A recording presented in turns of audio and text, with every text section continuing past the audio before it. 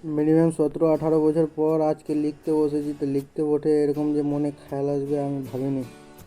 তো চলে গেলাম, সাইকেল নিয়ে বেরিয়ে পড়লাম। এই যে আধার রাস্তা, এই আধার রাস্তা পার করে চলে আসলাম দোকানে এসে টিফিন নিয়ে তারপর চলে গেলাম বাড়িতে গিয়ে সাইকেল স্ট্যান্ডে লাগিয়ে আবার চলে আসলাম রুমে এসে ফ্রিজ খুলে দেখি যে কিছু নিয়ে নিলাম এখান থেকে। একটা টমেটো, একটা ডিম।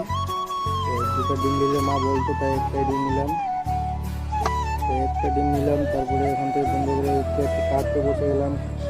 তো কাটানো আমার কমপ্লিট।